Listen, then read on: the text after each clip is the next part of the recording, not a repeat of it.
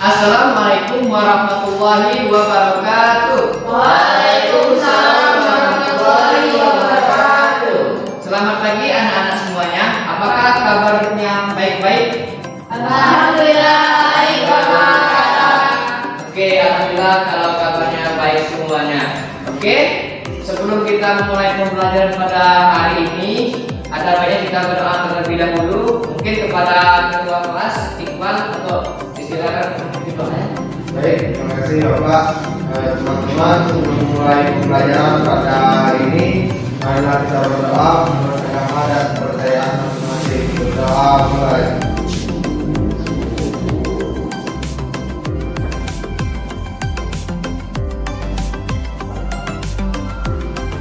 Doa selesai. Oke, berdoa sudah selesai. Selanjutnya kita akan mengabsen terlebih dahulu daftar kehadiran pada hari ini. Sepertinya ada dua kursi yang tidak hadir. Mungkin Bapak absen saja ya.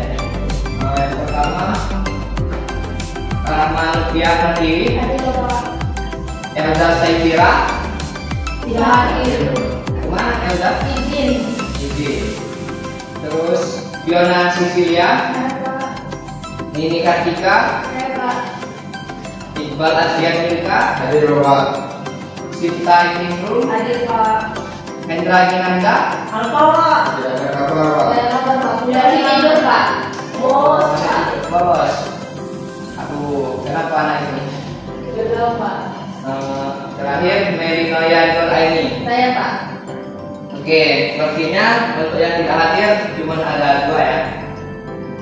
Mungkin Bapak tanya terlebih dahulu sebelum Bapak mulai pembelajaran hari ini. Ada yang ingat tidak untuk pembelajaran minggu lalu itu tentang apa? Oke, silakan Pak Sinta. Materi ketimpangan kimia Pak. Oke, benar apa yang dikatakan sama Sinta. Jadi materi minggu lalu itu yaitu tentang kesetimbangan kimia. Jadi untuk minggu ini kita akan belajar tentang asam dan basa. Tapi sebelum masuk ke tentang asam dan basa, Bapak ingin bertanya dulu terlebih dahulu kepada anak-anak sekalian. Apakah dari anak-anak sekalian pernah minum soda tidak? Terus kenapa kalau kita minum soda itu terasa asam? Ada yang tahu? Tidak tahu Bapak. Tidak tahu. Oke, mungkin Bapak jawab saja.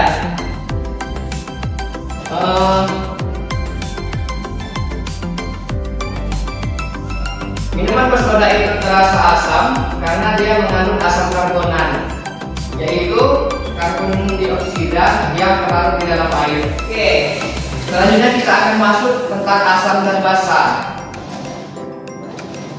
Jadi asam dan basa itu ada beberapa macam teori. Di antaranya ada teori asam Arrhenius, yang kedua ada teori asam basa Bronsted-Lowry, dan yang ketiga ada teori asam basa Lewis. Jadi di sini Bapak akan menjelaskannya secara satu persatu.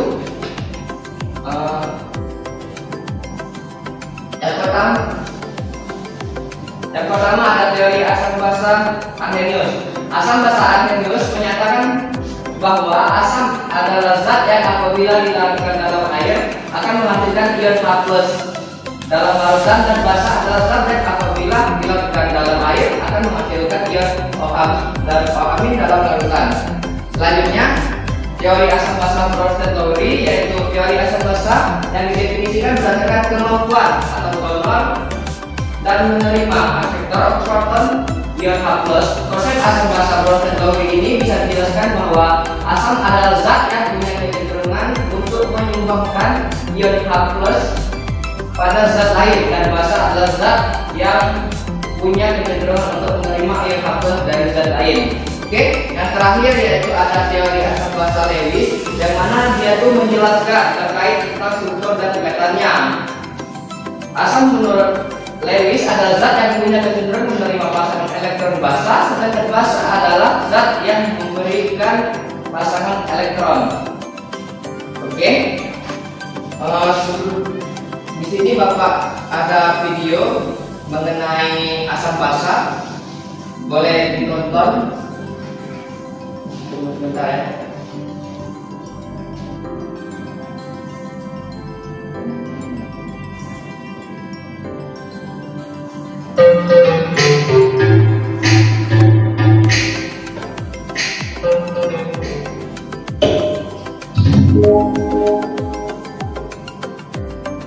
Dalam kehidupan sehari-hari, kalian tentu sering menjumpai mengandung asam maupun basa.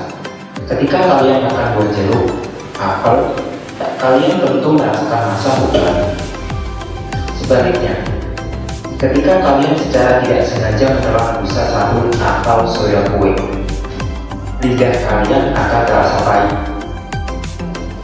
Asam dan basa memiliki peranan penting dalam kehidupan kita. Proses pencernaan makanan di dalam lambung dibantu oleh adanya asam klorida. Jika kalian mempunyai penyakit mah, ketika asam lambung meningkat, pasti rasanya terasa sakit bukan? Untuk menetralkannya digunakan suatu, yaitu obat mah.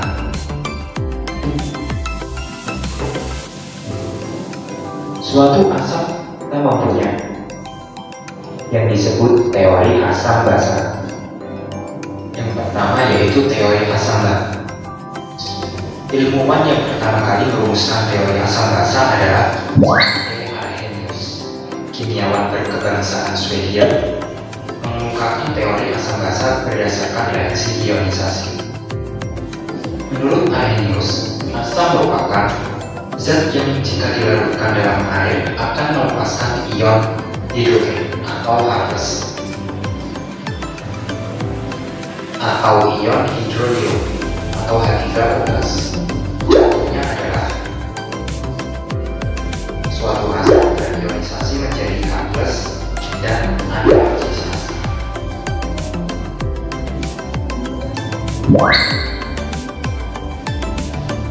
Kemudian suatu asam ditambah air menghasilkan H3O+ atau hidrolium dan sisa asam. Sedangkan basa bila dilarutkan dalam air melepaskan ion hidroksida atau OH. Contohnya adalah suatu basa terionisasi menjadi ion sisa basa dan ion hidroksida.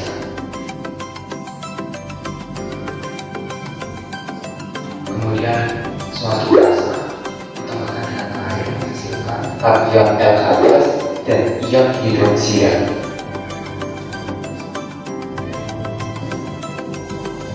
Kemudian teori asam basa Bronsted-Lowry. Pada tahun 1923, kimiawan asal Denmark Johannes Bronsted dan kimiawan asal Inggris Thomas Lowry secara terpisah merumuskan teori asam basa yang dikenal sebagai teori asam basa Bronsted-Lowry. Teori ini menyatakan bahwa asam adalah senyawa yang molekulnya mampu menyerahkan proton atau mendonorkan proton H+. Sedangkan basa adalah senyawa yang menerima proton atau akseptor H+. Perhatikan reaksi asam basa berikut ini. Pada reaksi tersebut, HCl memberi satu proton H+ ke NH3. HCl memberi proton dan NH3 menerima proton,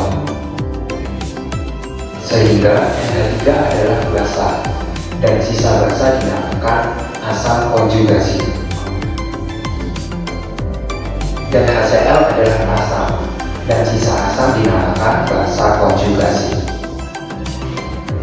Kemudian yang ketiga, teori asam basa Lewis. Pada tahun 1938, seorang ilmuwan kimia yang bernama Gilbert Benton Lewis mengemukakan bahwa suatu asam adalah senyawa yang dapat menerima pasangan elektron atau akseptor elektron. Sedangkan basa adalah senyawa yang dapat memberikan pasangan elektron atau donor elektron. Perhatikan contoh berikut ini.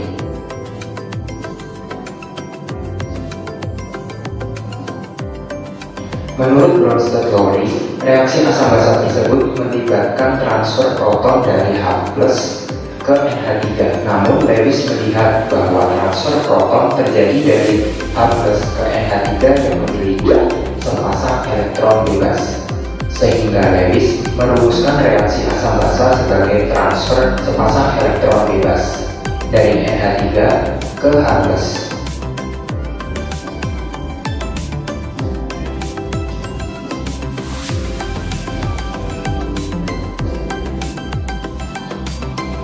Dengan demikian, jika ditinjau dengan sudut pandang Lewis, NH3 bertindak sebagai basa Lewis dengan memberikan pasangan elektron pada H+ yang bertindak sebagai asam Lewis. Ikatan antara H dan N pada I terbentuk pasang bas 3 ke asam H.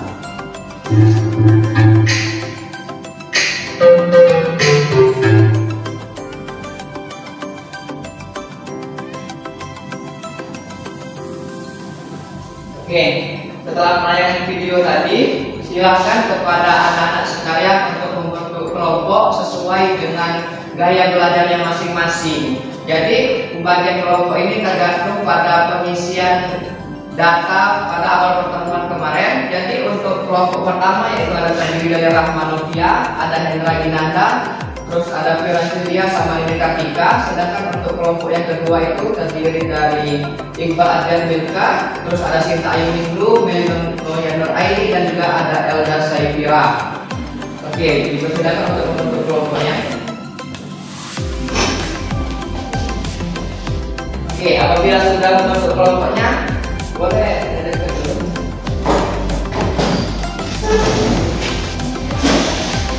Oke, di sini Bapak ada LKPD yang akan kalian isi sesuai dengan gaya belajar tadi. Jadi ini LKPD-nya.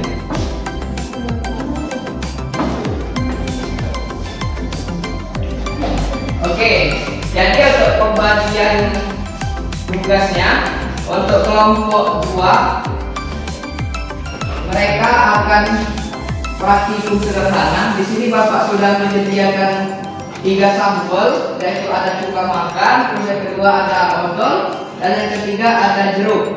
Ya, dan untuk indikatornya yaitu ada kertas lakmus di sini. Nah, jadi mereka akan mengamati ketiga sampel tersebut dan dituliskan dalam LKPD. Dipersilakan kepada anak-anak sekalian ngambilnya ke depan.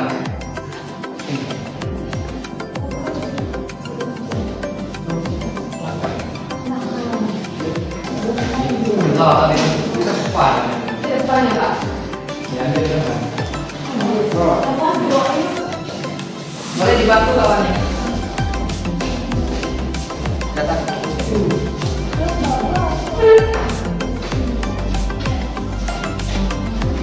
Oke, untuk kelompok 1 atau yang kelompok bagian depan di LKPD itu sudah ada wacana. Jadi dipersilakan kalian untuk mengamati wacana tersebut dan soal-soal yang di sana silakan dijawab. Bapak kasih waktu sekitar 10 menit untuk bekerja, dan setelah bekerja nanti kalian presentasikan apa hasil yang kalian dapatkan. Dimulai dari sekarang.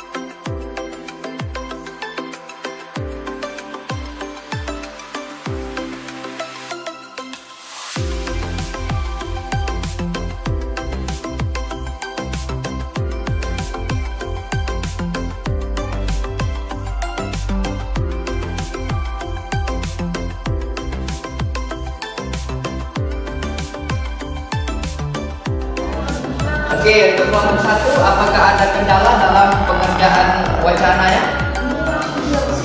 Iya, langsung tulis aja.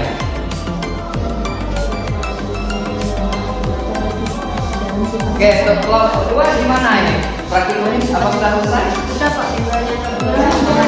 Oke, Bapak tunggu ya. Ada kendala tidak untuk kelompok 1 sama kelompok 2? Yang putih odol, yang tengah jeruk dan yang bening itu ada suka makan.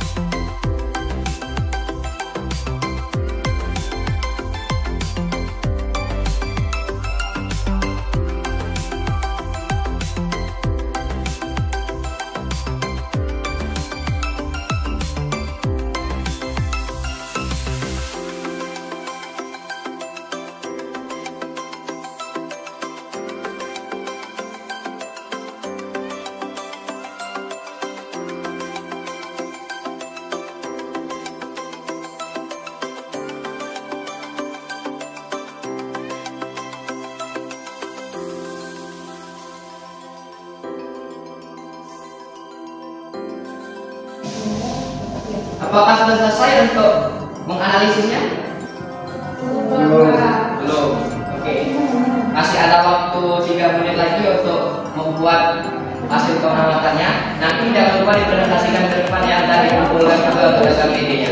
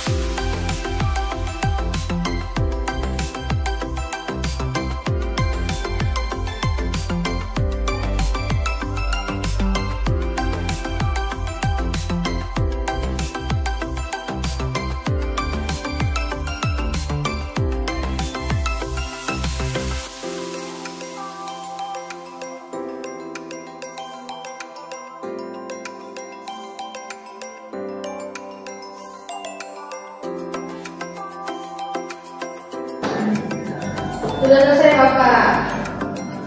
Oke, tampaknya untuk kelompok yang melaksanakan praktikum sudah selesai. Gimana untuk yang wacana? Apa sudah selesai juga belum? Sudah Bapak. Oke, kalau sudah selesai semua, berarti sudah siap untuk mempresentasikan ke depan. Siapa yang ingin maju terlebih dahulu untuk dari kelompok? Nah, tampaknya dari kelompok yang praktikum kelompok 2 boleh dipersilakan maju ke depan. Maju semuanya ya. Agar kawannya tidak kesepian di depan.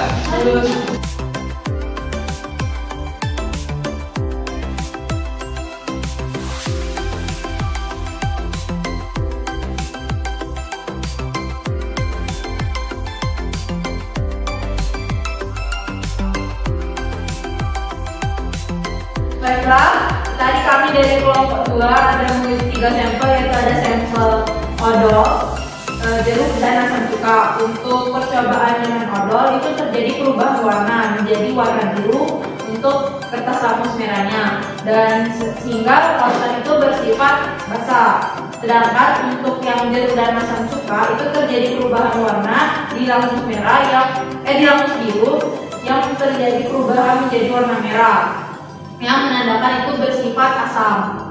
Baiklah, itu saja dari hasil pengamatan tadi, Bapak. Oke, terima kasih. Boleh tepuk tangan dulu untuk penelitian kelompok 4.